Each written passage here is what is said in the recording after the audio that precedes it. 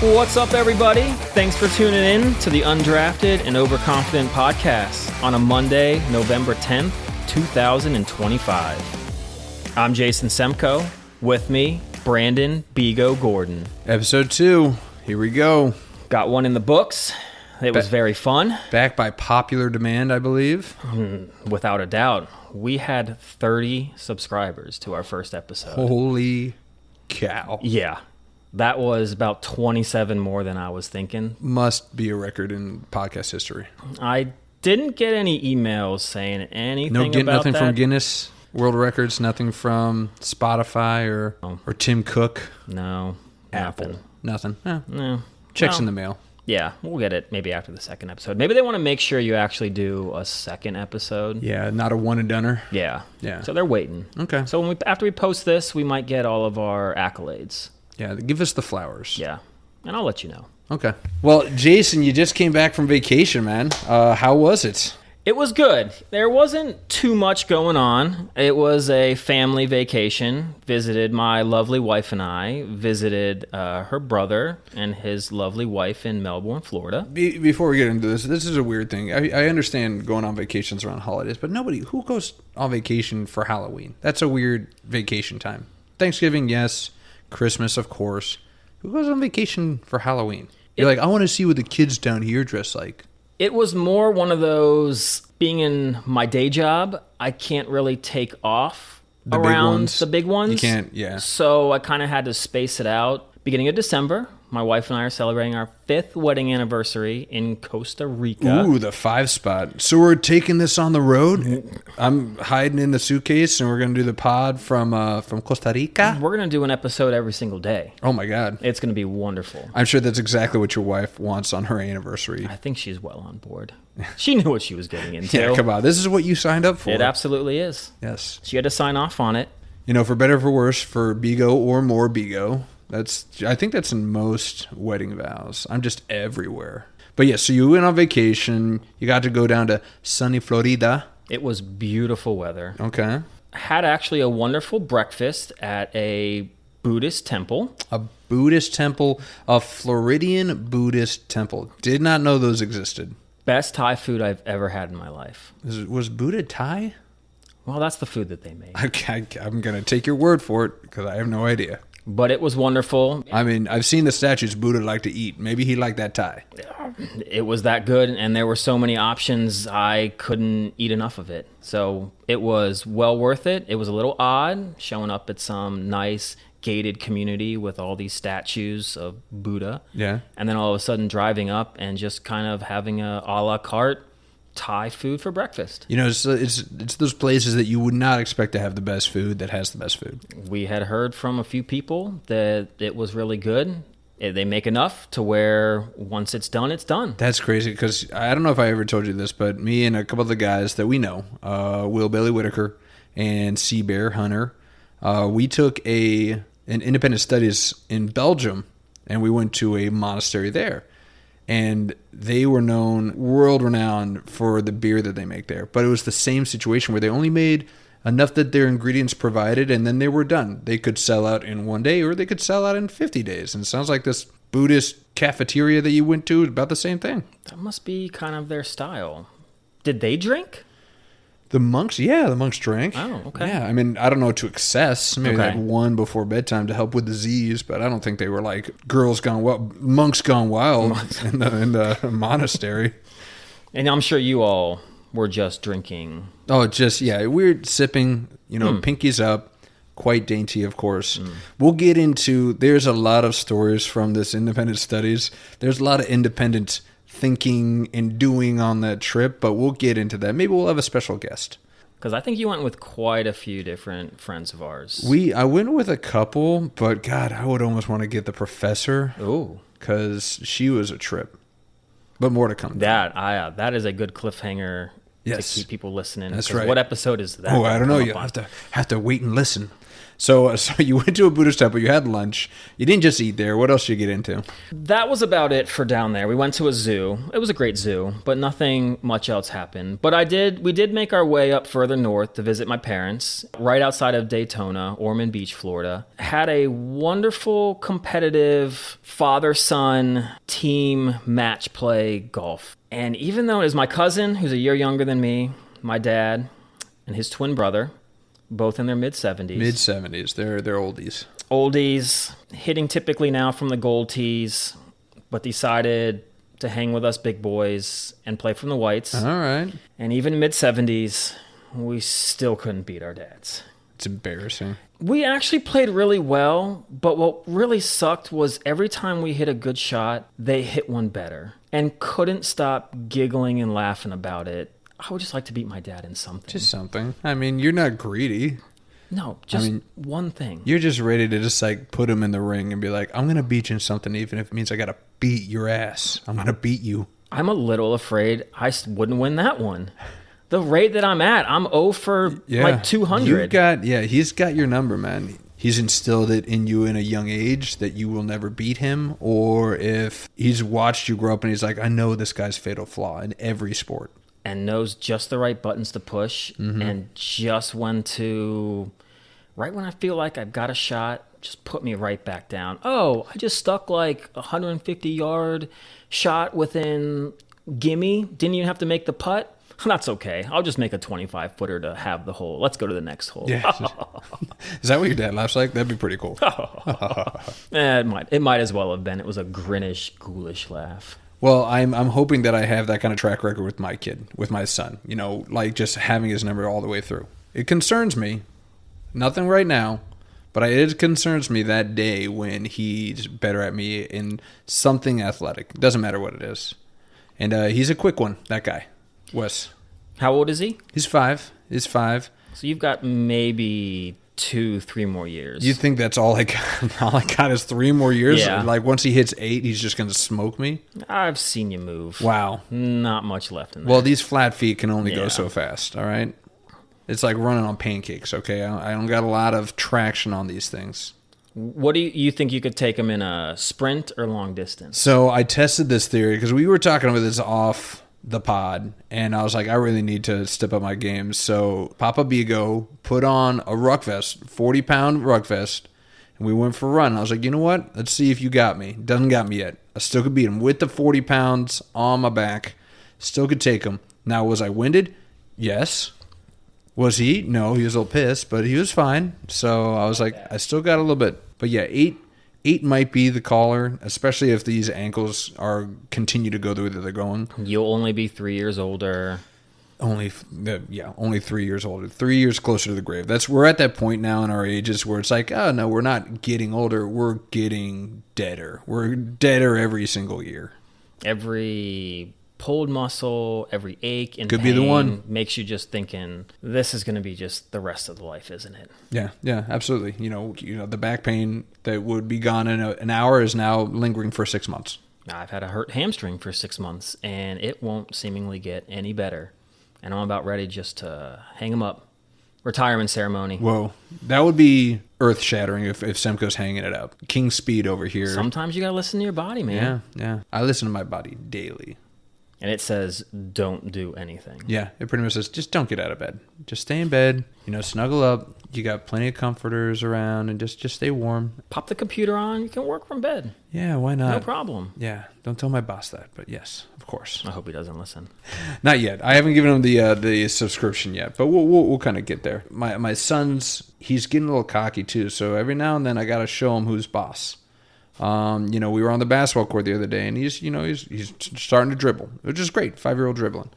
Sometimes I got to swipe that though and be like, all right, you ain't hot shit. All right. So just let's settle down. So the moment he probably gets really proud of himself, thinks he's improving, you just got to send a message. Well, that's what your dad did, right? My dad actually, a quick story, speaking of basketball, I was probably about 8 or 9 at my grandmother's house, and we were playing a little family basketball.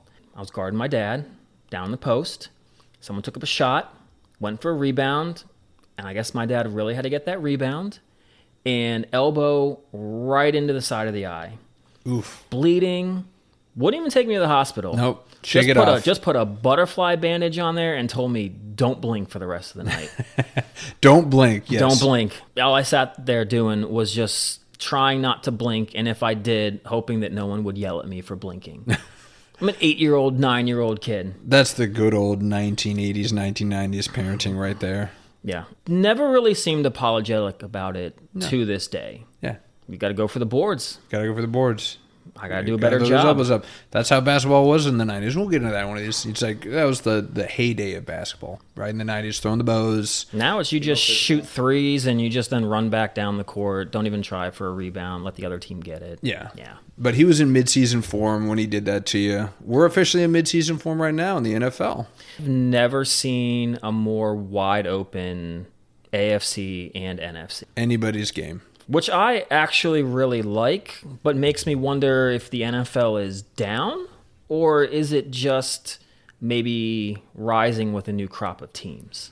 So, and this kind of segues from our last episode. I relish this time where it's like there's no clear front runner. There's no dynasty or legacy. There's nobody sprinting towards an undefeated season while everybody's middling in the 5 and 4s. It is a breath of fresh air, I would say, rather than last year it was the talk of the Chiefs going for the three-peat.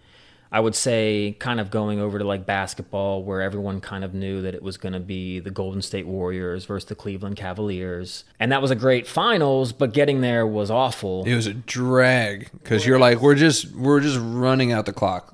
Going through the motions, we know what the end outcome is going to be. Like, how's that fun? How's that fun to watch a regular season where you're just like, it doesn't matter. You guys are stick-witness and you're getting it done, but at the same time, it doesn't matter because at the end of the day, you're just going to be cannon fodder for the Cavs or for the Warriors. It was 6 months of absolutely nothing to talk about except for off-the-court stuff because you knew what was going to be the finals.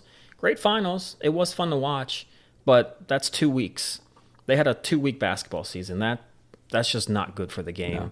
But I mean, the NFL was kind of like that last year too. Even though the Chiefs were down, they found a way to win, and they just kept winning. And it felt like this is going to happen. They're going to get that three-peat because they're getting the dubs and they're just walking themselves up to. And then again, the worst. We had a repeat Super Bowl, the freaking worst, man. I just could not watch that stuff anymore. So this is a breath of fresh air for me. We've got new division leaders that we didn't have last year. We got the Colts, the Patriots coming out of nowhere. Your Patriots that you love oh so very much, leading that staunch East that everybody just check-marked the Buffalo Bills to just walk right in. Like this year, they could definitely Michael did. Jackson that thing right back into the playoffs.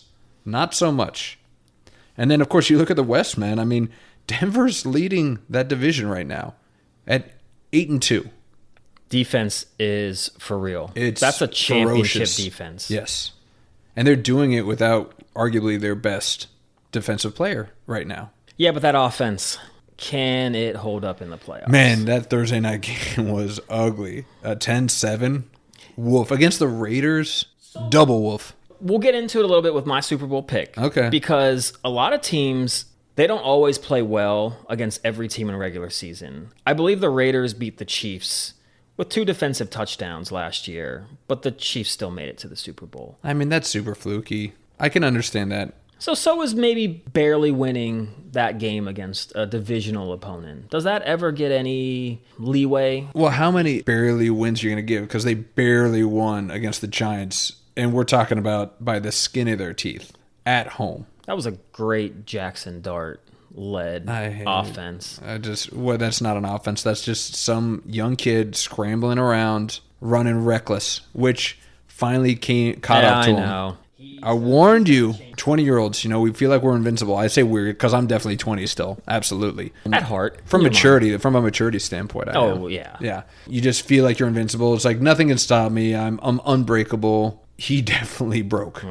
You can't play the way you did in college where you're maybe just slightly less weight than these defensive players and they're not going quite as fast. But in the NFL, you cannot take that kind of punishment. I mean, it caught up to a guy like Cam Newton, and he's brick shithouse of a guy. Yeah. And he can't get out there and move anymore. No. Josh Allen, it's going to happen to him. It happened to Ben Roethlisberger.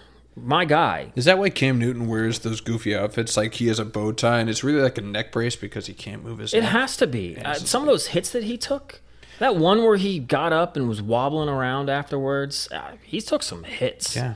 And the refs would not throw a flag for him, but your boy Patty Mahomes goes down with the... Don't you dare. No? You talked about him a lot last episode. Yeah, it wasn't pleasant, though. No, I didn't really re-listen to it. So I don't know. You don't listen to me. What else is new? Yeah. But you got the Colts, obviously. The Colts continue their Cinderella run, 8-2. They bounced back from a pretty rough game against your Steelers and kind of just kept doing it. And Jonathan Taylor... He was doing it. Has to be the legit MVP of the league right now. If it ended now, this date, yes, he would be the MVP. But the sad fact of the matter is that that's still a quarterback award. Oh, they'll find a way to give it to Lamar Jackson or Josh Allen again. You know, maybe, no, I mean, like Lamar Jackson maybe, but I mean, losing that chunk of time, that always is going to kind of go up against them. You could argue Justin Herbert, maybe, if he really comes out and he leads them to the top of the West there. Actually, the two guys that probably are the front runners, Baker Mayfield and Matthew Stafford. Stafford, yes. But again, you're sleeping on your Patriots. Drake May. He's putting together an MVP season in his second year. This has first round playoff loss. Man, I can't wait for you to just... it. I'm going to get you a 3-course meal of humble pie, just so you can eat your fucking words. If I was a betting man, would put more money on that playoff game that they'll lose than I'd put on any other bet I put. It's a guarantee. They crazy. Lose that first game. New team, new quarterback. Colts, Patriots. Who would you take right now if they were facing each other in the playoffs? I guess I do need to take that back, and it needs to be who they're playing. Yeah. But if they go against the Ravens, Chiefs, or Bills at any point in those playoffs, all three of those teams beat the Patriots. Okay. That's a guarantee. I mean, this is you basing it off of they've been there before. You're like, all three of those teams, they've been there before. And again, we talked about this when we were shooting the shit about the World Series. I guess we weren't shooting the shit, we were doing a podcast, but whatever. We talk about how being there and not letting the moment be too big for you can be the deciding factor. And all three of those teams that you kind of rattled off have all been there before. And I think that that's just you having this mindset of they've been there before. They know how to shine brightest under the lights, whereas you got Drake May, a year 2 guy. You've got some no-name wide receivers out there, Kayshon Boutte and Demario Douglas. I mean, Stephon Diggs, but he's a shell of a man right now. He still seems to impact that offense. I said this the last time we brought up the Patriots, is that I think that you are undervaluing what Mike Vrabel brings to that team. And I've been there before, his run with the Titans. And now you could argue that he's had a better quarterback than he's ever had with the Titans. Oh, how dare you, Ryan Tannehill? Yes, I'm going to stick with that. And if you want to die on that hill, you will die alone. But by all means. I'll pick another hill to die on. Yes, yeah. Don't sit on that one. He's going to bring them that stabling force when they get to the playoffs. It's like, I've been here before. You guys might not have, but I have. And I know what I'm doing. But he's not on the field. You're all about them Joes, not the X's and O's.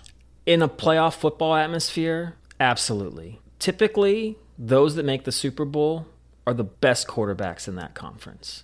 Drake May is not there yet. See, and that's where we might differ. I'm saying stats alone right now and the way he's playing, he is one of the best in the conference right now. I want to see Drake May have to do a fourth quarter comeback and put the team on his shoulders and go in on a wintry, cold playoff do-or-die moment and perform. And Allen, I know Jackson's lost a bunch, but he's won a bunch. And Mahomes have proven it. How many times has Allen and Mahomes come from nowhere to lead their team back to victory? Well, yeah, they've got that undeniable talent and that undeniable... I don't know if Drake May has that yet. I'm not saying that he won't get there. I just don't think it's this year, and I think it's an early playoff exit if they play one of those three teams. All right, I think I know where you're going with your conference pick right now. I know you said I got some secrets right here, but I think that we see you going down the path. You keep touting these three teams, these guys that are perennial top contenders. There's no surprises at the end for you. We'll see about your surprises. But if we want to talk about surprises, I mean, you can also talk about the Rams. I mean, Stafford was DOA before the season started. It was like his back. He's never going to make it through a full season. MVP frontrunner right now, as you'd mentioned. With Kyron Williams, Puka Nacua. And Puka Shell Nacua. Puka Shell. Teenage Mutant Ninja Turtle. I don't even know that reference. I just like the name. But yes, we'll go with it. And Devontae Adams has been, I think, the link that could get them over the hump. He's just a wonder, man. He just keeps doing it. You want to double Puka? Devontae one-on-one will tear most cornerbacks apart. Absolutely. And if Kyron can stay healthy, but that defense, the Rams, their front office needs to win front office of the year because they went all in to win that Super Bowl a few years ago. They knew that they were buying all these guys, trading guys on these high contracts, knowing that there's no way that they're going to be able to afford anybody else. Yeah, that wasn't sustainable. And they draft Jared Verse, who's going to be the next, I'm not going to call him Aaron Donald, but he is the franchise defensive player over there. I mean, they just scooped up, again, another like pass rush god. They got their TJ Watt, they got their Myles Garrett, whatever you want to call him. Yeah. And they just got him. I mean, just how lucky do you got to continue to be? It fucking pisses me off sometimes.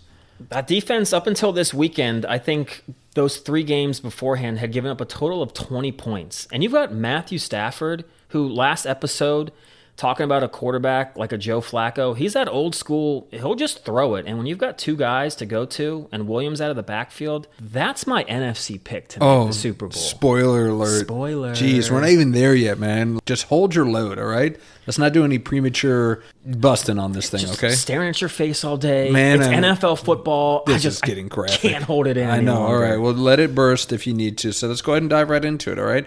Who are your winners of each division? Who you got making it to the Super Bowl? Who you got winning it right now? If the season ended right now, and you looking through that Jason Semko crystal ball, who's going to make it? Where can I put my future bets on this thing? Oh, well, I'm glad you asked because I hope I can make you a lot of money. Yeah. And our listeners, our 30 listeners right now. Bets. I've seen some of the bets our friends make. You really should be listening to me. Stop putting money on the Commanders. Hey. They won on those. Actually, they're fading the Commanders. Smart move. That emotional hedge. I hope you guys are glad making the money. Now the season's over, I guess you don't care as much. Yeah, right. So good on you. I got the Eagles winning. Duh. Okay, can we talk about like the easiest pick of all? That's why I started with really the way Eagles. to go out on a ledge there, Semko. You wanted a division winner. I'm giving you the division winners. Fine. I didn't save it for last. Okay, you're I right. started with it. You're right. You were crescendoing. I get it. Go. Can I go through my list? I will let you go through your list. Okay, thank you. I have the Eagles winning the NFC East. No way. Yeah. And I'm not going to get into why because that's just over. I do have the Packers, the Buccaneers. That one's kind of a foregone conclusion. Because you're horny for Baker. How could you not be? I don't know. Fourth quarter comebacks, leads that offense, has swagger. He's got swag. Swag. That's, King Swag over here. Semko swag. Before Jackson Dart begins his assertion into NFL stardom, Baker Mayfield's going to be king of the swag. King of the swag, yes. Until Dart Jackson, in a couple years. Yeah, you can learn from Baker. Yeah. So he's got some time. And I got the Rams winning the NFC West. Lions, Seahawks, and Niners making as a wild card. I have the Rams versus Tampa Bay in the NFC Championship. I really wanted to put the Packers in there, but they're dud losses. I don't know if I can look past those. I just can't. That's 2 really bad losses. And all Love does is throw to Romeo Doubs. They don't really have much of a throwing game anymore. I mean, losing Tucker Kraft, that's like losing Ty Warren, right? Not quite. Yeah, no, shut The up. Colts might not win another game if Ty Warren goes down. Like Tucker Kraft definitely was having his best season of the year. One of the best seasons of out of all tight ends this year. And for him to go down like that, that's rough. Yeah, and so I don't think they're going to have just enough to get through. But I think they do win the division. I think that defense is legit. So I've got the Rams versus Tampa. Give me your NFC picks. All right, so the NFC, obviously, I'm not going to be contrarian just to be contrarian. Yes, I do still have the Eagles winning that. That is the easiest division to win in football right now. They've got a 3-game lead. Even before tonight's game, they've got a 3-game lead. And they could literally sleepwalk their way to winning that division. There's no question about it. The Cowboys' defense is awful. The worst. And the Commanders and Giants don't have a quarterback. Yeah. Yeah, we're dead. Division over. Yeah, that's done. And RIP to Daboll, lost his job today. Tough spot being a Giants head coach, but you didn't even get to run it out with when you hurt your franchise, your future franchise quarterback. They're like, okay, that was your last straw. It's time to go. So maybe Dan Quinn should go. We'll get into that because I have something to say about that. Oh, good. I can't wait. Yeah. I might surprise you. Ooh. There's a little tease. Wow. For the North, bucking against you. To your point, though, the Green Bay defense is not what everybody was cracking up to. Everybody, when they got Mike, was like, oh, best defense in the league. They're going to be incredible. They're not showing me any of that. I am not impressed at all by that defense. And don't come back at me, Jimbo, or any other you Packers fans saying, oh, we beat your Commanders' ass. I was like, whoop-de-fucking-do. Look, we're 3-7 right now. Dominated the Commanders. The 3-7 Commanders, all right? Like, this is from a Commanders fan. 3-7. Yes, I know. They are not that good. You saw what the Cowboys did against them. It's nothing about that team feels dominant to me. Nothing. Offense, defense, special teams. Nothing makes it dominant to me, so I really am not impressed with them. Jimbo's going to unsubscribe after this episode. He's no longer our number one overconfident. Overconfident. God, I really want to take the Bears there, but I'm going to stick with the Lions. I think that they've got a chip on their shoulder the way that the season ended last year, and I think that they're ready to kind of reclaim that throne of the North, and I think they might go a little bit further. We'll see. South, Tampa Bay by default. I'm not as high on Tampa as you are, but I mean, look who they're going against. You got the Panthers, you got the Falcons, you got the Saints. Are any of those guys really going to surpass them? No. It's not going to happen. So Tampa has time to get ready for the playoffs, exactly. which I like. They have time to get healthy. I mean, maybe Mike Evans comes back for the playoffs. I mean, if they were smart knowing how the division's shaping up, just sit him out for the rest of the year and just let him get ready for the playoffs. That's the smart move. Same thing with Godwin. Just get everybody healthy. I know. Same with Bucky. Just don't rush him back. We're winning without those guys. Let's just limp in there and then let's just punch somebody in the face. They might want a better seeding, though. They might want to go for the top seed. Yeah. Which would be nice, home field advantage. Yeah.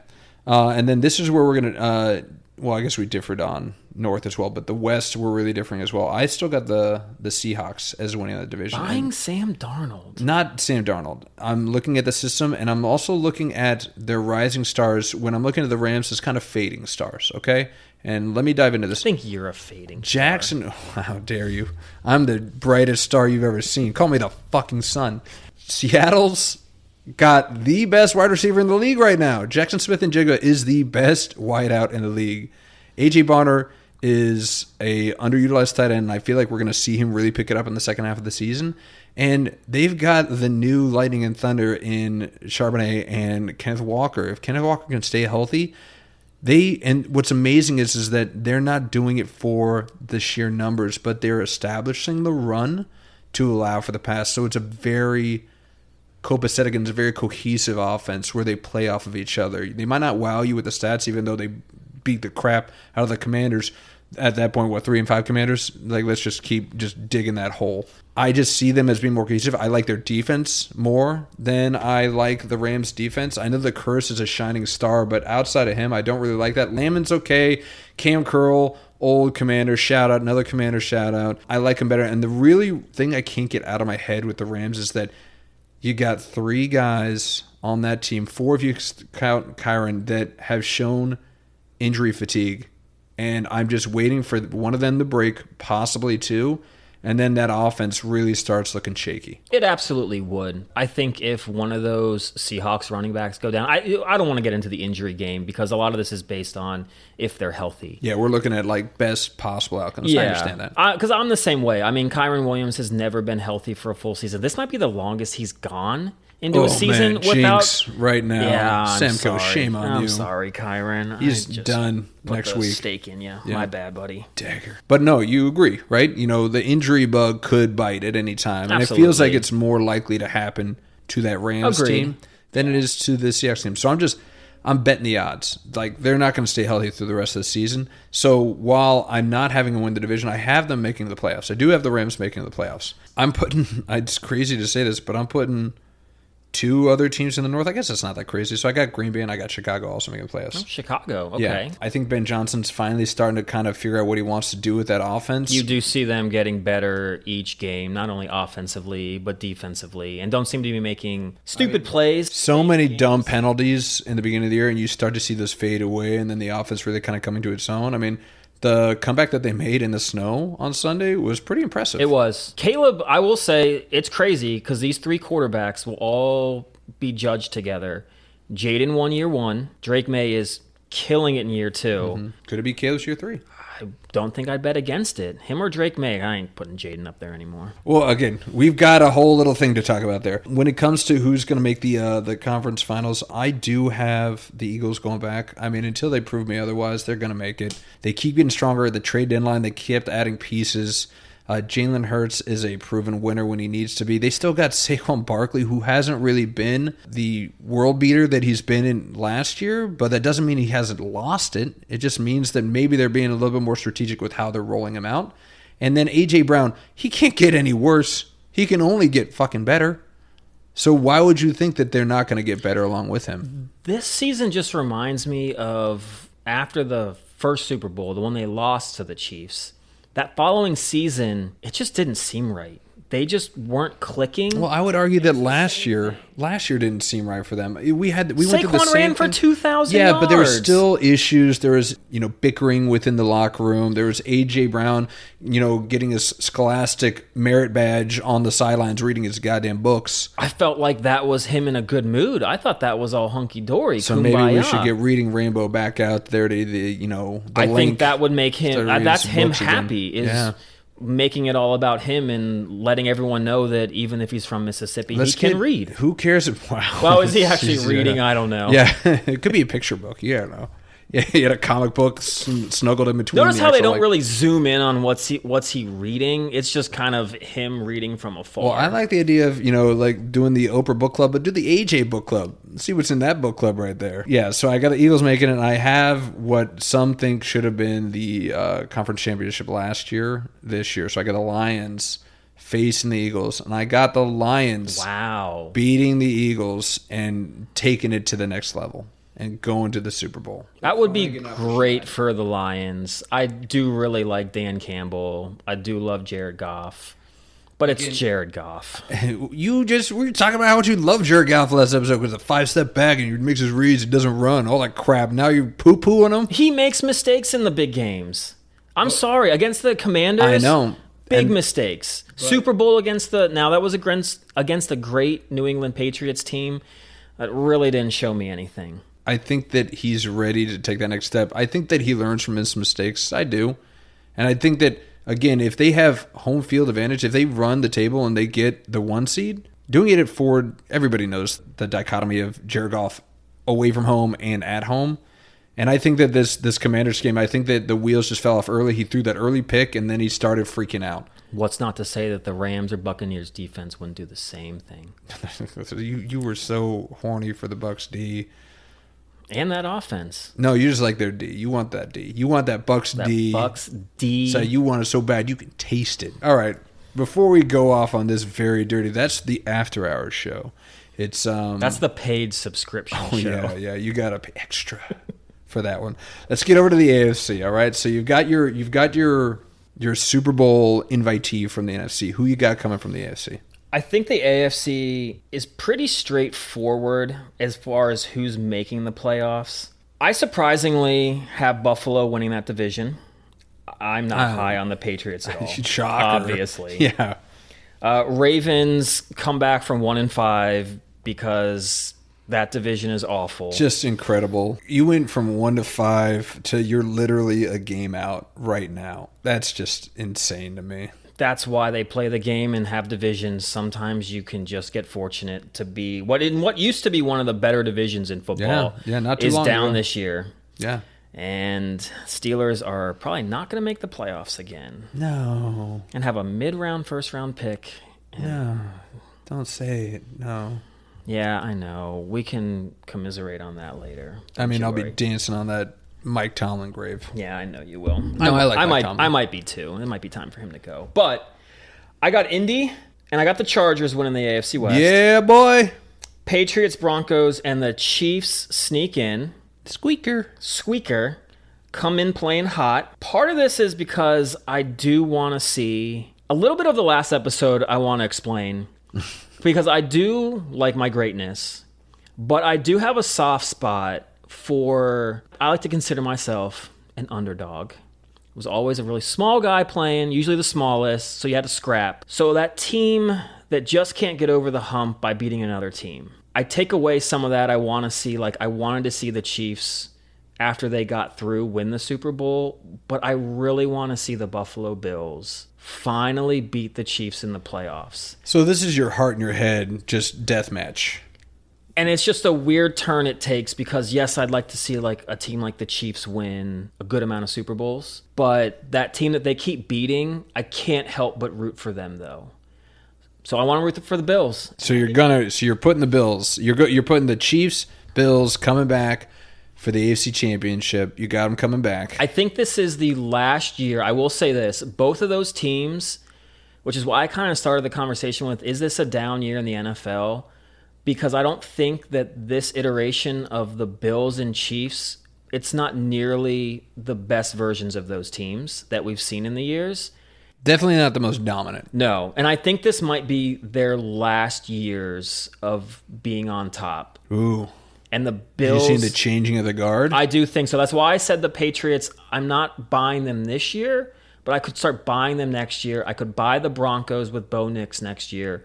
Herbert and the Chargers. I think the playoffs should be great, and that's where I just think Allen and Mahomes can just will their team to victory because that team is just good enough to win. It might be ugly, but I think Allen beats Mahomes, gets to the Super Bowl, and beats the Rams and finally gets his ring. You want that ring. To cap off his beautiful career. And his beautiful life. He just got married, so he's got one ring. You want him to have matching rings on each hand. I do. It would be the perfect NFL Hollywood story. Oh, my God. Just barf. We already have that. It's called Travis Kelce and Tay Swift. The perfect NFL Hollywood story. I laugh because that doesn't bother me as much as it does for most people for some reason. Maybe just because I'm getting older and I'm getting more comfortable with... You're secretly a Taylor Swift fan. I am not. Okay. My wife is, though, and maybe that's what it is. Maybe she softened me to Taylor Swift, and I'm just just live your life. Just let them live. Leave Britney alone, and that type of shit. Okay. But, yeah, it's Buffalo Bills, you can kick rocks. They've proven to me nothing. They've proven to me that they cannot win. You talk about a team not being able to get over the hump and not being able to... They have not done it. And I understand that you could say that the Chiefs are their Waterloo or whatever you want to call them. They still, the fact that we'll get... They're their Pittsburgh Penguins to the Washington Capitals. Oh, that's... now it makes you want to root for the Bills a little bit more. That is a deft analogy, but no. It's completely different because we hurtled down. We got our cup, all right? Caps got their cup. One.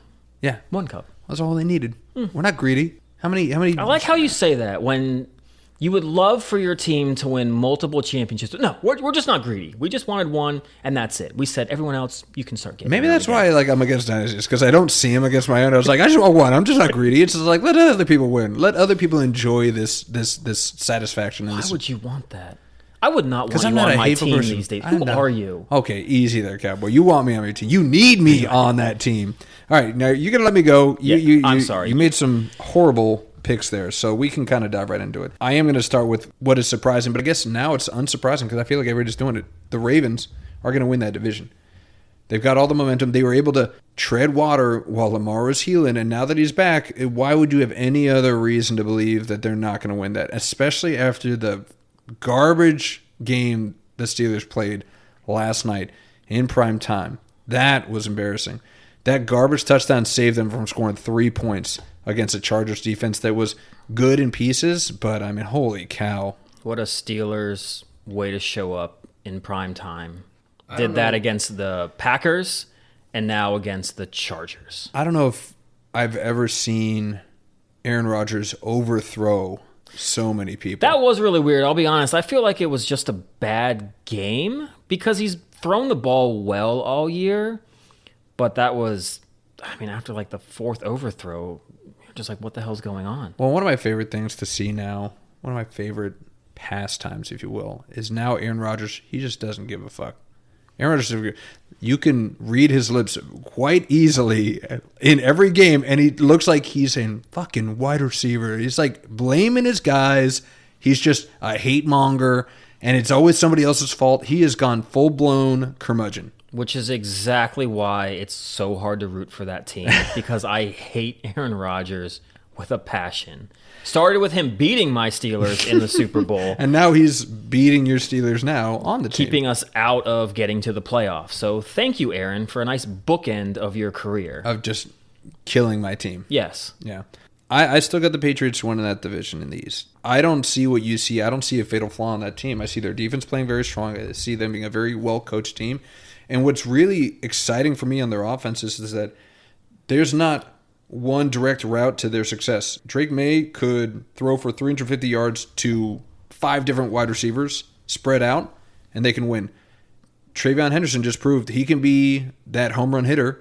That is maybe the scariest part about that team right now, is he's coming into his own. I will say that about the Patriots right now. And I mean, say what you will about Josh McDaniels, the head coach. Josh McDaniels, the offensive coordinator, that's his sweet spot. There are a lot of guys that really should only stick to coordinator, and he is the best example of that. He is an amazing coordinator, but does not have people skills whatsoever to be a head coach. He's just a robot. He feels like an alien sometimes, the way that I see him up on the podium. I'm like, are you trying to pretend that this is how people talk? Are you trying to act like you're a humanoid? Like, I don't understand. I don't know who's worse, him or Mike McDaniel.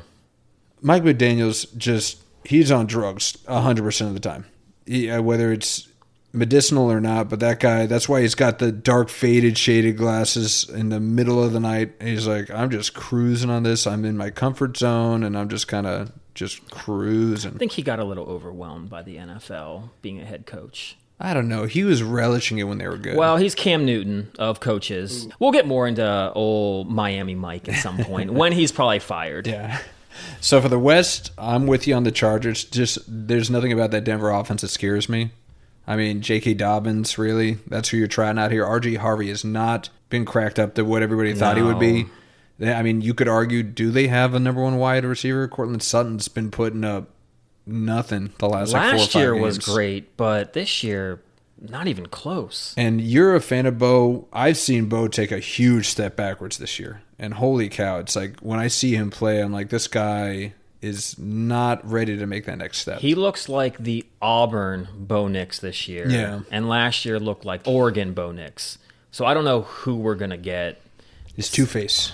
So, yeah, I got the Chargers winning that division. And then lastly, I mean, just because, again, much like the Bucs in the South, both South divisions, it's a clear front runner because the rest of the teams that division are just garbage. I mean, Jacksonville's 5-4 somehow. Does anybody really give him anything? But they got Jacoby Myers. Jacoby, that's going to be their lifeblood. That's going to be the thing that puts him over the edge. He's going to just pick him up, throw him on his back, and he's like, I'm Jacoby Myers. Yeah, they're like, 1-0 with him. Who the fuck is Jacoby Myers? Where did we get it from? Yeah, I know. And then for the wild card, obviously, I even though I'm not as high on Buffalo as you are, I can't see them not making the playoffs. So obviously I see them. And then I got 2 coming from the West. I got Denver and I got Kansas City going to the West. I don't see anyone from the North putting up a fight. Even if Burrow comes back for Thanksgiving, which apparently he's floating. He's floating coming back. I did see that today. I'll believe it when I see it, though. Again, if they lose next week, they go 3-7. What's the point, dude? You'd have to pretty much win out for you to make the playoffs. And their defense is nowhere near good enough to get that done. They're going to lose a game 45-40 and then just really put them out of their misery. Yeah. As far as who I got in the championship game, God, I want to surprise people. And like everybody's just, even with one of the best records in the league, everybody's still shitting on Colts. Nobody's giving the Colts a chance. With Jonathan Taylor there, God, they could really manage a game and they could win it, but I don't see them going. I see them losing to somebody. And as much as I don't want to admit it, again, Kansas City, they're going to make the conference championship. I believe that in my heart of hearts, they're going to do it. God, and then who are they going to play? Jesus sucks.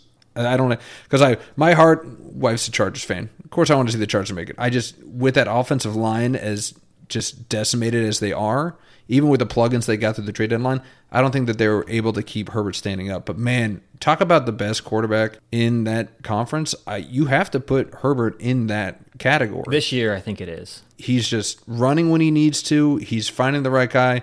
Man, Collinsworth and Al Michaels, it sounded they were getting semi-erotic when they were talking. It's like, he's got it all. He's got the arm strength and a perfect spin. And I was like, okay, keep your pants on there, Al. It's hard not to. I mean, it's dating Madison Beer. Madison Beer. He's got it all going on. Yeah. They're just really jelly. Super jelly. Yeah. I am too. And God, do I really see the Bills going back? I don't. I don't see anything from the Bills that make me think that they. You argued about the Packers' bad losses. The Bills have had bad losses. I don't know if you don't want to agree with me, but that Falcons loss was not good. All right, they lost to the Patriots at home. So now they'll be ready for payback if they meet them in the playoffs. So I am going to put my money where my mouth is. I think Drake May is great. I think that their coach is great.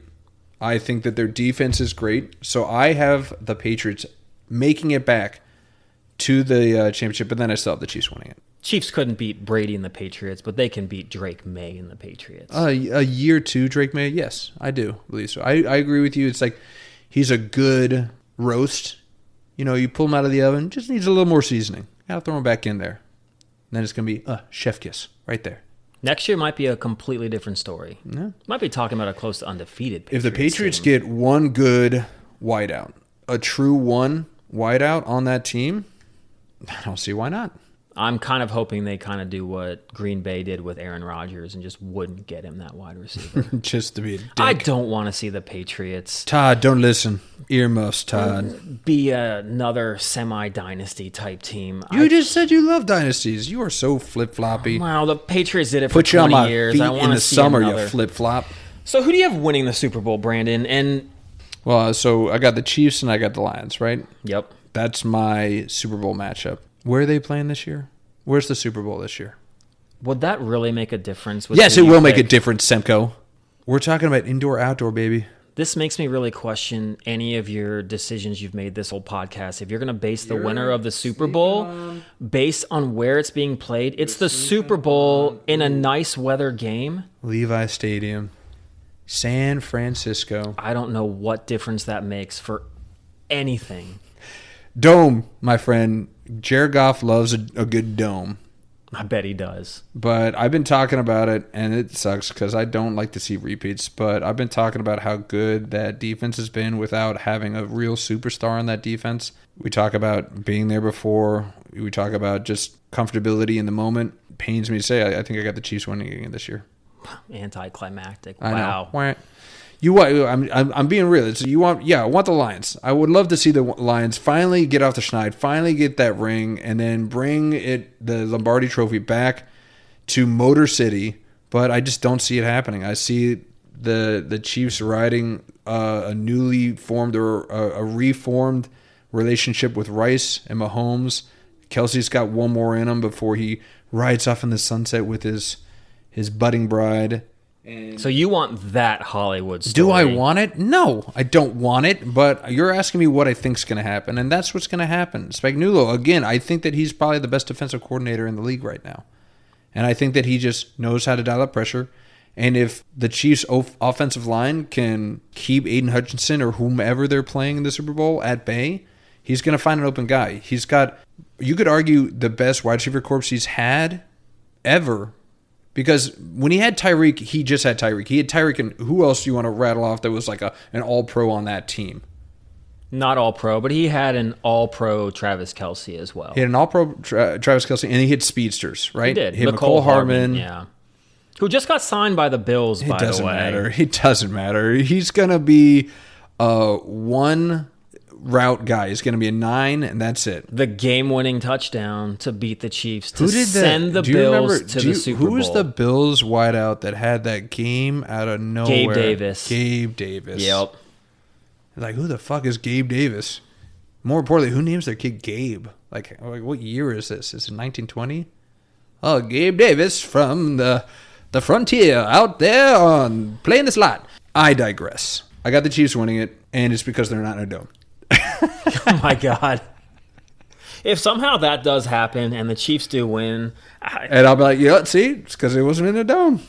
I love you, Brandon. I really do. Okay, stop the podcast. That's where we can end it right there. Love you too. I think good night, everybody. Those are some of the dumbest. You're the picks. dumbest. You're the dumbest. I'm talking about Rashee Rice, Hollywood Brown, Xavier Worthy. Once they congeal and they get it going. Yeah, that defense by Spagnuolo looked really good against the Eagles. Chris Jones was having an A-plus game against the Eagles in the Super Bowl. Patrick Mahomes has looked lights out this year throwing the football. They don't need to look lights out. They just need to win. It doesn't have to be pretty. That's what they did last year, and it didn't really suit them well when they got... I don't think that team's better than it was last year. I don't think that team's better than it was 2 years ago. It doesn't have to be. We talked about how this year there's been no team that's just been sparkling, just perfect. No perfection. Everybody has fatal flaws in every team in this league. You could give me any contender that you can imagine, and I will pick out their fatal flaw. That is true, which is what's going to make it really interesting, and I really can't wait for the playoffs. And I like that we had pretty differing picks. I think the only pick we had in the conference finals was the Chiefs. Yeah. So, and I feel like we could be wrong. All four of those picks that we all picked could be wrong. Very well, and that's exciting, right? It's like, of course, I always want to be right. That's just what I want to do. I always want to be right. Rarely happens, so I'm sure that's why you really want it. Okay. But I think that's why the NFL, one of the reasons why it is king compared to the other sports, one, you have a shorter schedule. Every game basically matters. And two, the parity, where almost every season, I'd say 80% of the teams have a shot at maybe at least making it to the conference championship round. Yeah, I do believe that last year was an outlier, obviously. You had the literal repeat of the two guys duking it out for the Super Bowl. But like we just talked, I think we're seeing next year, we'll be looking at a lot of these teams that are possibly first place in a division that we might not have faith in, really taking another leap next year. And those teams that, call them the old guard, they're kind of on their way down. And it could be exciting to kind of see that change happen and perhaps the start of a new Patriots dynasty. Yeah, speaking about next year, guess who's already looking towards next year? The Commanders. Because this year is done. Over. Bye-bye. Jayden Daniels left in a game, losing by 30 for absolutely no reason. Don't give me that. Don't give me that. I would have left him in 2. Captain Hindsight. We're talking about 10 minutes left in the game, and you're really talking about that? No. I can understand 5. 5 minutes, yeah, absolutely. I feel like that is the standard. Standard is, okay, 5 minutes in a blowout, everybody gets pulled. That's fine. But 10 minutes in? The Broncos and the Giants. The Broncos put up 33 points in the fourth quarter. Yeah. So what? So, okay, 5 minutes had gone by. So the Commanders could have put up, 24? I mean, it's not out of the realm of possibility. It's rare, but, I mean, it's... And Jaden's a gamer. Like, he wants to play. You would rather see that from your guy. But I got to ask you something, Brandon. And this might be a little Monday night quarterback. Has the Commanders' window closed already? I'm concerned. Let's just say that we're remodeling, and we're shutting this window down, and because we're going to make a bigger, better window, and we're going to kind of work on that window. You're going to put in like a nice bay window. Yeah, it's like get some recessed lighting in there, maybe like a little sun deck or something like that, and the veranda that you can look out on, and all that stuff. I love it. All right, that sounds great. It sounds beautiful. Yeah. But I do believe that we're not going to win with the core pieces that we have right here, especially on defense, because we don't have core pieces on defense. We have stopgaps. We have a bunch of old fogies that maybe just patched in a season for us, and good on them for it. But outside, and last year I would say Samerstill. He's a core piece for us. Or Luvu. Hey, Luvu is a core piece for us. If Luvu is you all's best player... That is a bad omen. On defense, or just in general, that's a bad omen. Very bad. Yeah, of course. And then on offense, again, the question going in from now on is going to be, is Terry a true number one? He got hurt. This season's lost 2. He had his best season the year before. He's no spring chicken anymore either. No, he's on the wrong side of 30. We know what that feels like, right? And then Debo's gone next year. We're not going to re-sign Debo. He's gone. Luke McCaffrey? I don't know. Like, is that really what we're going to be trotting out next year? Zach Ertz is only going to get a year older. So we are going to have to do a total remodel, total facelift and everything like that. But more concerning, and this is where I might surprise you, is that I am seriously concerned about Jayden Daniels. Ooh. I am serious concerned about Jayden Daniels because going in to last year, my concern was his slight frame, his ability to run or his encouragement to run, and the kind of toll that would have on his body. I feel like last year was a fluke. For him to get through the entire season without missing a full game, yes, he was out pretty much for a full game against that Panthers team, but I mean, he technically started that game, and he started every game. Yeah. He played with broken ribs. We know that now during that season. I am concerned that outside, everybody's like, oh, well, the injuries this year is a fluke. I'm fearful that is the reality, and last year was the fluke. And now we're coming to the realization that he is as slim and slight and fragile as we fucking were afraid he was going to be. And then I'm afraid we're going to go back down this RG3 road where this guy's just never going to be right again. That elbow injury was fucking gruesome. Yeah, I'll never look at that again. Yes, they're like, oh, but it wasn't his throwing arm. It doesn't fucking matter. You're going to remember that. You're going to remember what that fucking felt like. And then, from the hamstring to the fucking knee to everything, it's like he needs to really reconsider of how he plays, and our coaching staff needs to rethink how we're going to play him or allow him to play, or else this is not going to go the way everybody hopes he is. He is an immense talent, but how many times have we seen an immense talent come into the NFL and just get their career destroyed by injuries? It's almost a hindrance now. We talked about it a little bit last episode. These athletic quarterbacks rely so much on that it's getting them in trouble sometimes. And so Lamar Jackson, I'll give him some flowers. I hate to. It's like Steph Curry, though. Steph is Steph. The way that he can shoot his three, get his shot off, shoot it at a high percentage, get his team involved. Lamar Jackson never takes a big hit. He has such a great ability to not take a big hit. I think Russell Wilson did that at first with the Seahawks and then realized that he's just not able to do it, and he doesn't ever run because he can't do it anymore. Well, he lost a step. Yeah. He did, but didn't then try to make something happen. But Lamar is just different, and everyone wants to try to compare it to him. RG3, he couldn't slide. Colin Kaepernick got himself in trouble. And yeah, Jayden Daniels, he took so many unnecessary hits last year that you do just wonder, Jackson Dart, the same thing. You can't do that. It's not sustainable. One guy can do it. That's the unicorn of the league. That's the guy that in 50 years, I'm sorry, you're not going to remember Colin Kaepernick. You're not going to remember RG3. You'll remember Lamar Jackson because of all that he did. You'll remember Michael Vick and Lamar Jackson. Lamar was 1 for 1. He is 1 for 1. He is. Stop trying everyone else to think that they can get a quarterback that can be like him. But you kind of led to this. His elusiveness is what makes him, right? Yeah. It's a lazy comparison to compare any running quarterback, I don't care what their straight line speed is, to Lamar Jackson. It is. Because it's not the same. Yes, Jayden Daniels is fast. We fucking know that. He cannot stop on a dime and move out of the way that Lamar can. No one can. He doesn't have the vision, at least not now. He doesn't have the vision to know when the hit's coming and to get out of the way. I don't think that's something you learned by now. I think that's something that you learned when you were a freshman in high school, playing high school football. I think that's just those practice and playing and doing it. I don't know if you get to this level that's something that you generally can go out there and teach at this point, because it's all about throwing the football or a controlled run. I don't think you just have those backyard football type plays anymore. And so I would hope that the Commanders would never try to teach him any of that. If anything, it's throw the ball away and don't even try to make the play and live to play another down. Well, it's borderline reckless, right? They're putting him in harm's way. And it's like, I understand this is a dangerous sport. Everybody's technically in harm's way. But when you know, and now you have a pretty large sample size of this year of, okay, we keep putting him in harm's way and he keeps getting hurt. It's time to rethink this. And if they continue down this path and Cliff doesn't change his mindset, then not only is he being reckless, he's being negligent. And I'm so sick and tired of people like, oh, you can't take that away from Jayden because that's what makes him special. Fuck you. He's got an arm. He's got accuracy. He's got pocket presence. He can adapt his game.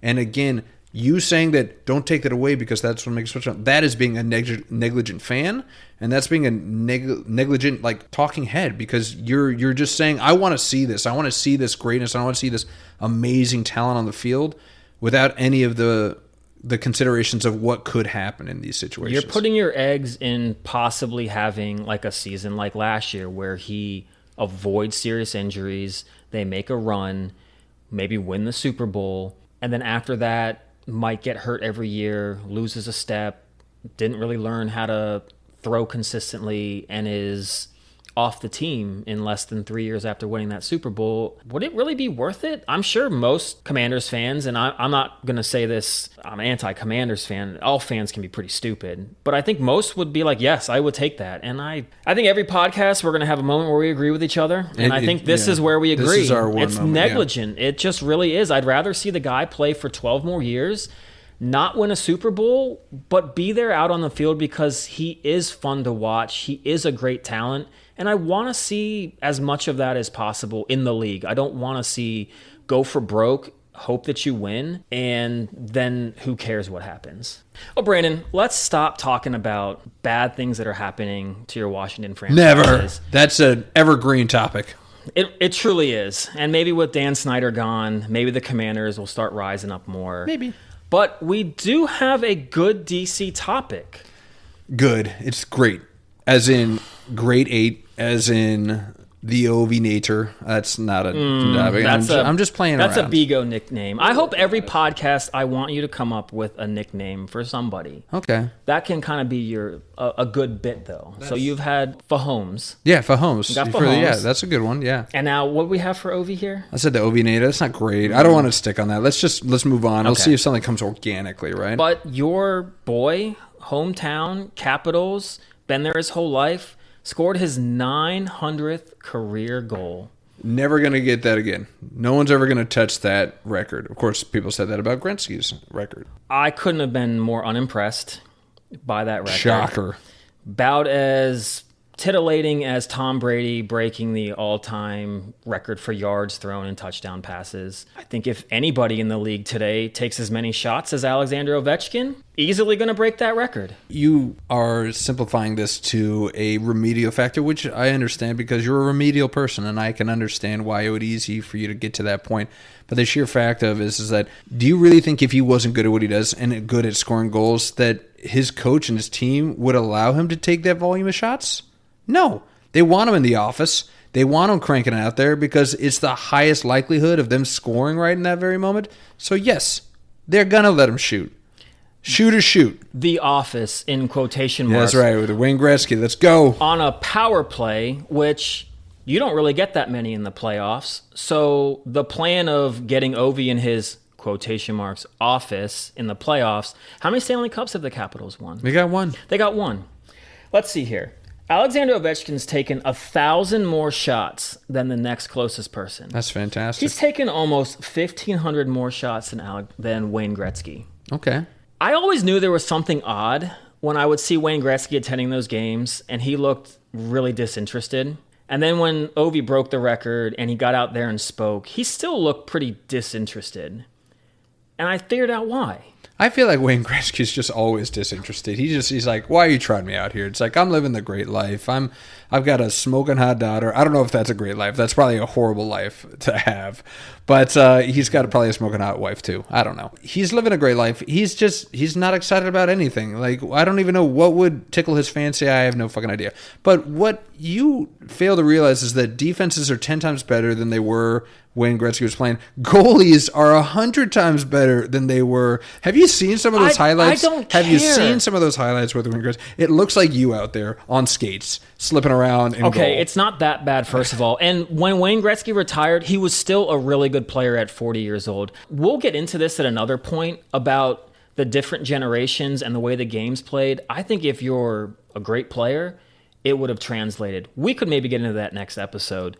But Wayne Gretzky was standing there talking about how Alex broke his record, and I got it. He realized, well, if I took as many shots as him, I'd have 1,300 goals, and no one would be getting any close. So why am I standing up here congratulating this guy who's won one Stanley Cup against an expansion team, Didn't the Knights win one too? Don't diminish them because they're an expansion team. Listen, hockey expansion teams are not like regular expansion teams. And you know that because they get to pull players from every other NHL team in the league, and they have to put talented people up for waivers, all right? So don't give me that, oh, they won against an expansion team. Like, it was a down year to have a team that just got together in 1 year, make it to the finals. Plus, they beat a not as talented Penguins team. And the guy that scored the game winner was on performance-enhancing drugs. Oh, my God. Cocaine. I mean, all that work you're high alert, for the Capitals. Yes, very high alert and a high alert needed sport. Alexander Ovechkin, that's the most boring record now. If there's one Sidney Crosby, sport, if he took as many shots as Ovechkin, would have 930 goals right now. No, he wouldn't, because again, if You're he was that talented, no, he wouldn't, because he's concerned more Get out of with here. having a better Holier team than fucking and thou. winning a Stanley Cup. No other player on the top goal scorer list they all have more than 2 Stanley Cups. Most of them 3 or more. All the Capitals wanted to do was feed this guy the puck and hope that he scores. And when you get into the playoffs, you don't get power plays. You just put a guy on Alexander Ovechkin. And how many President's Cups did they win? How many flameouts in a playoff series did they have? They looked awful against the Hurricanes last year. I remember a Lightning series with Martin St. Louis and his yellow stick. I think that was a sweep. They have looked awful in the playoffs except for one run in his 20 years. That's all that needs is Stop one. feeding him the puck to take all these shots, and they might have been better. No. If he was on a team that was losing every year, go ahead. Make that be the show. Score all your goals. But you had a chance at winning multiple Stanley Cups, and everyone just said, let's just feed Alexander Ovechkin. Well, I love that you're putting all of this, lack of Stanley Cups right at Ovi's feet. Like you're the captain. You're the leader. Who the fuck cares? Are you kidding me? Like the Crosby-led ones, you had Evgeny Malkin, you had fucking Letang at his Nicholas best. Backstrom, Carlson, Braden Holtby. You had great players on those Capital teams. You can't compare those. Like, yeah, you're right. Malkin is better than any Yes. other scrub for the Capitals. there. So you're But just didn't win a destroying President's your Cup, so obviously the Capitals were a good regular season team, just not built for the playoffs. Yeah. That's okay, though. arguing. Maybe it's the coaching. Maybe our coaches weren't that great. But you're not going to diminish what Ovi was capable of doing. You can try.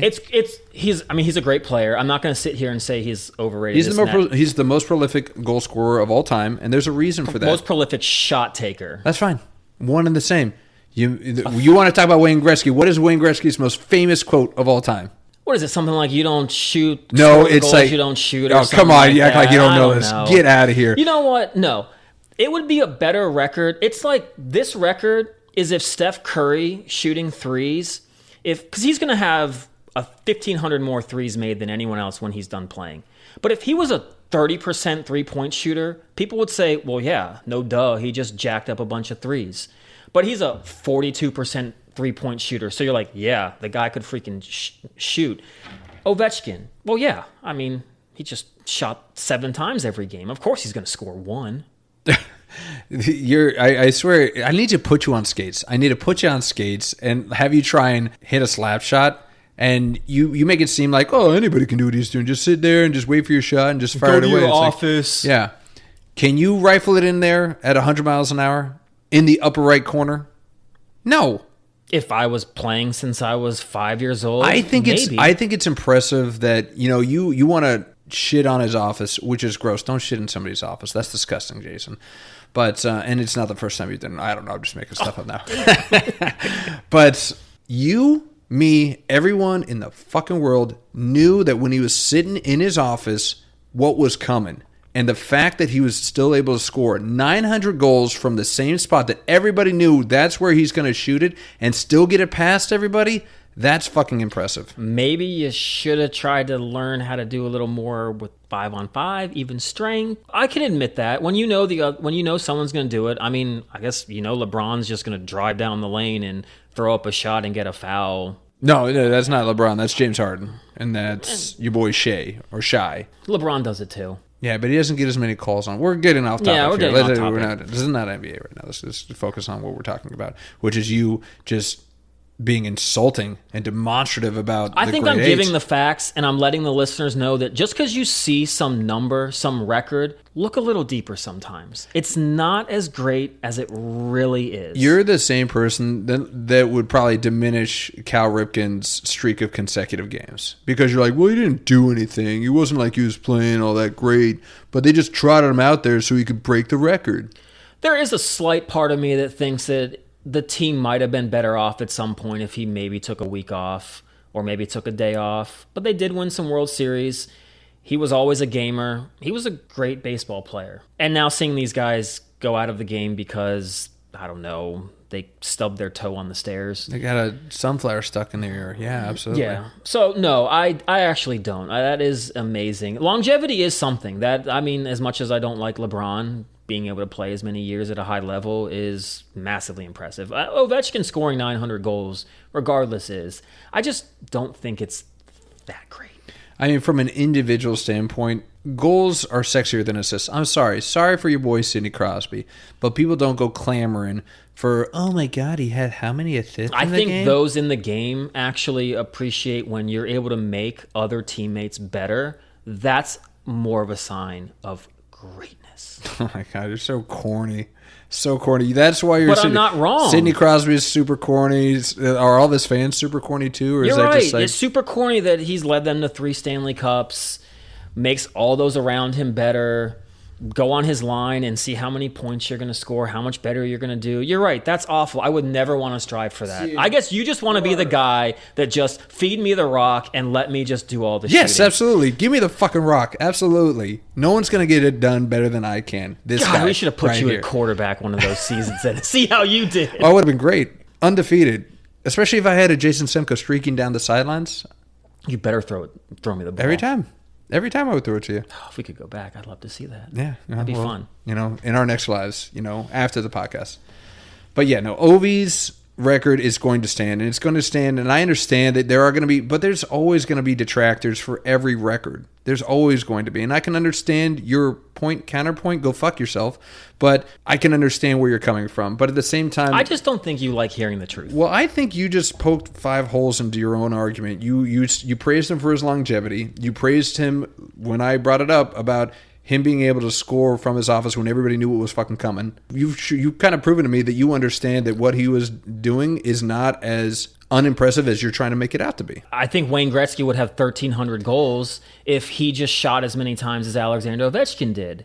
I mean, it's possible. I think Sidney Crosby would have more goals if he took as many shots. No, Crosby does not have. He scores at a better clip. Alex Ovechkin. You know why he scores? You know why he scores at a better clip? Because he's sitting and he can't wait to push his butt up against those goalies and just twerk on them. That's why he's scoring all those goals. At least he's in other places than the ice than in his office. Crosby's all over the ice. All these other players all over the ice.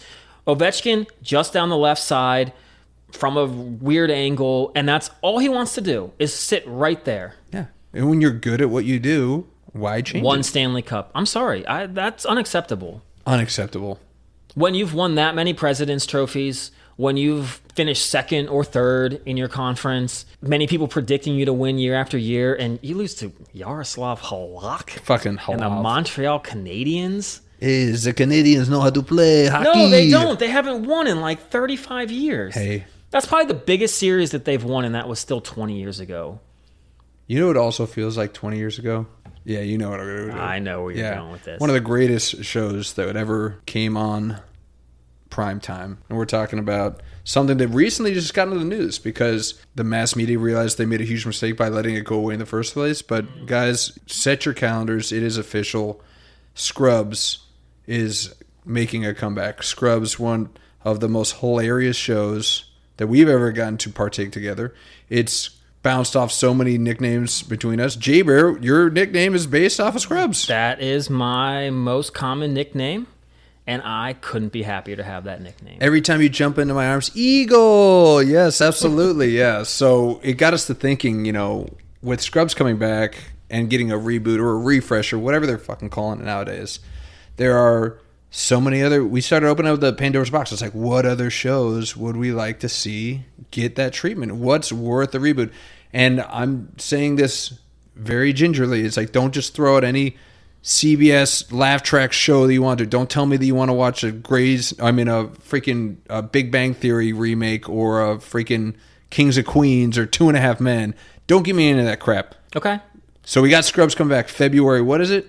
February 25th. All right. Where are we having the watch party? Because we have to have a watch party. We're going to broadcast live. Live from Scrubs Town.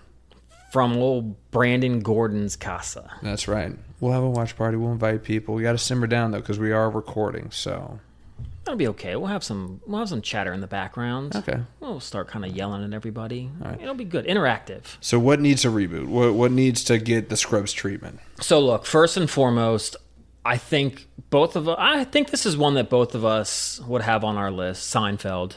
Yeah. It seems like it's kind of the easiest one, but I would love to see where they're at in their lives right now. I would just love to see if any of them have really changed, but so much, probably not. That show ended, you could argue that was one of their best seasons the last season. One of the few sitcoms that ended on a high note. Wouldn't you say, though, that Curb Your Enthusiasm was kind of like a reboot or a remake? I don't like them saying that because it doesn't have any of those characters. You still get this same kind of premise, but I want those characters. Gotcha. You want the George Costanza. I do. You want I the want Kramer. I love Elaine. I want to see her dance. Some cheap laughs.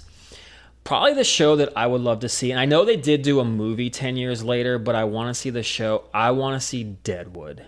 Yes, God, you are such a deadhead. Love that show. It really ended terribly. I mean, it was a great season, but it just really didn't have an ending. And the movie did kind of do it justice, but there's so much more you could unpack with those characters. And to have it probably closer to like 20 years would have been tough. 10 years or 15 would have been really good to see where they're at in South Dakota.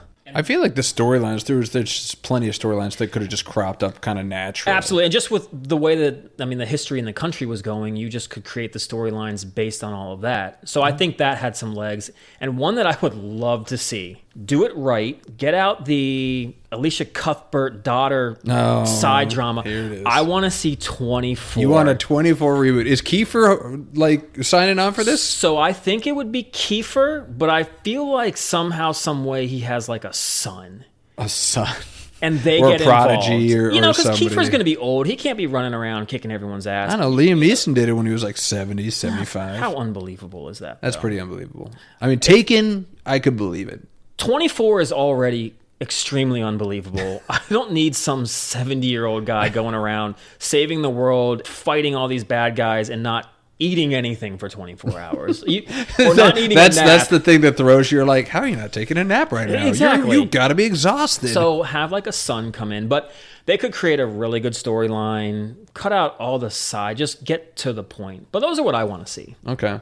Where are you at? I wasn't thinking of any of the ones you did, but I do agree, especially the Seinfeld one, but it's been danced around way too much now that they're never going to do it. And I'm still holding out hope, right? For the ones that Oprah episode where they're like, this is our reunion episode, still has held up. And sometimes I think that might be the best because it continues to leave us wanting it and remembering all that, because some of these reboots that have come out have not been good. No, they're not great. It definitely feels like a cash grab. Yeah. And I feel like there needs to be enough time away because it's like one that came off the top of my head just because I loved it so much. And I feel like they tied it up very, very well. And I almost don't want to pull on that thread. I love Veep. Veep was hilarious. And I thought that they could continue down that path because those characters were good. The writing was very, very good. And, this is a segue from Elaine. Louise Schreiber, she's in both those shows, and she's fantastic in both of those. I thought that would have been a really good kind of reboot if they did want to bring that back. But I don't know if enough time has been between the ending of it and the start of it. So I feel like you need to have enough time in between. Yeah, that's true. But that would be a really good one in 7 or 8 more years to come back out with. The other one that I want to see is, and I wasn't even a fan of this show when it first came out, but I was a fan of the creator, especially after he made, and here's your little sneak peek, Breaking Bad, Better Call Saul. But Vince Gilligan's X-Files, if he remade the X-Files right now, especially with how much we know about there are aliens out there, we've pretty much documented, the government's documented it, he could really have legs with that and go back down that route with the X-Files. That's a very popular pick for one. That and Firefly Oh, yeah. Very popular for wanting the next reboot. And maybe that's what it is. There's an audience for it. People want to see it. And I feel like with him at the helm, if he does it, it'll be great. Because, again, everything he's touched is gold right now. Have they even come out with a new episode of his new series The Pluribus came out yesterday or the day before. Oh, okay. Haven't seen it yet. Okay. Heard crazy, but good things. Okay. Another show that I don't know how they would make a reboot, but I was in love with, and I was kind of devastated it got done early, was The Leftovers on the HBO. I don't know if you ever saw that show. Never heard of it. But it was incredible, and it was so much of a kind of a mind fuck. And my wife hated the ending of that, so she wanted it to see a different way, so she wanted to see more. And then lastly, and this is a deep cut because it's for you and me and for the crew, they need to reboot Frisky Dingo. That's what they need to do. The Frisky Dingo, for those of you listeners that don't know what it was the brainchild of what Archer became. It was. And everything that you love about Archer was 10 times better as Frisky Dingo. That damn writer's strike ruined it. We had a spinoff. They had Exticles, ready as a spinoff. I mean, you could do a Xander Cruz. You could just do a Cody 2. They make so many references, not so many references in Archer, but there are references to Frisky Dingo almost every season in there, and it is the best part of Archer. It really is. It's a deep cut. It is, because there's probably of the 30 people listening, all of them do know that show. But anyone else that tunes in from anywhere else is not going to know what that show is. It was on in the early iterations of Adult Swim. It was one of their brainchilds. It was in the same time slot as that C-Lab show and some other of those really out there cookie cutter cartoon, if you want to put it that way, like adult cartoon. But man, that was just... It was gold. It was. And it was the most quotable show of all time. They were like 12-minute episodes, but every minute was great and quotable. Tune into it, guys. I think it's on HBO Go. Oh, okay. There you go. I think it is. So shout out for HBO. Real quick, what would be a good show that I'd want to see rebooted? The League. Yes. I would love to see those guys. Love to see The League. What would Ruxin be up to right now? Probably a lot of the same. I know. They all would be probably the same. Just collusion. Yeah. And just not respecting his smoking hot wife. Although, spoiler alert, I think she died or something like that. In real life? No, in the show. Did she? Man, you got to rewatch. It's a rewatch. Yeah, the last season I feel like I haven't seen but so much, but I'll watch the first 3 or 4. Yeah, the last season they kind of phoned it in. But yeah, Ruxin was great. Taco was great. Oh, Taco. Who was the plastic surgeon? I can't remember his name. Yeah. But that was a great show as well. Fantasy football, which I didn't want to watch at first because I thought it was going to literally be about fantasy football. And I'm like, why do I need someone to tell me how to do fantasy football? I'm great already at it. Oh, yeah. Little did I know it's about 2 minutes of fantasy football, and the rest is just hijinks. A lot of hijinks. Between a bunch of friends, which is exactly what we would have done. One of the creators of Seinfeld, full circle, one of the creators of Seinfeld made The League. Really? Yes. That's why you love it so much. That is. Well, Brandon, I think we're about at the end of our episode. No. I know. We went a lot longer than last time, though. We're giving more content. Yeah. Keeping it free. We always will. Keeping it free. Our 30 listeners, we can't quite go to a paid subscription yet. Yeah. There's no paywall for this just quite yet. Not yet, but we've got legs. Yeah. We're going to grow. Yeah. But I do think before we wrap up, I think one thing, I'm not going to speak for you, I'll speak for myself. I want to thank everybody that did listen to that first episode and gave nothing but amazing compliments, fun feedback. I know that we've had a blast doing this. We are trying really hard to make it as entertaining, thoughtful as we can, and for you all to give such great words of encouragement and the feedback. It's been awesome. Thank you guys for listening and letting us know. And I, on the other hand, I'm going to say y'all are a bunch of freeloaders. You're trying to get on the ground floor of this rocket ship to stardom. So I appreciate the hustle, and I won't forget the little people when we get to where we go. But just don't expect handouts. You're not going to sleep in my guest house. You're not going to swim in my pool made of red Jell-O or whatever I decide to fill it up with. But I'll remember you, hopefully by your first name. I don't know how long I'll be able to work with you if that's the kind of attitude you have. But God, do I hope we get that far, though. That would be awesome. No, it will be. And I'll love every single minute of it, and I'll love every single listener that we have, especially our our boys. Our boys are always going to get shout-outs. And hey, you guys got to keep listening because you never know what god-awful story about you we're going to bring up on this podcast. And you got to warn your friends and family. Don't listen to this episode. That one was a bad one. Wait until the next one. I think we went a light on the Friends talk today. So maybe in the next episode, we have a little something for one of them. I think we might have to. Maybe. Yeah. I don't know. I'll give Kurt Emery a shout. Let's make that our running gag. Kurt Emery gets a shout out every episode. Kurt, get on this podcast. What are you doing with your life? Get him, Kurt. And that's another episode of the Undrafted and Overconfident podcast. Thanks for hanging with us, the two friends who've been arguing about sports for 20 years and still can't agree on anything. Hit that follow button, drop a rating, email us at undraftedandoverconfident@gmail.com, and we'll see you next week. Different takes, same nonsense. Thank you all.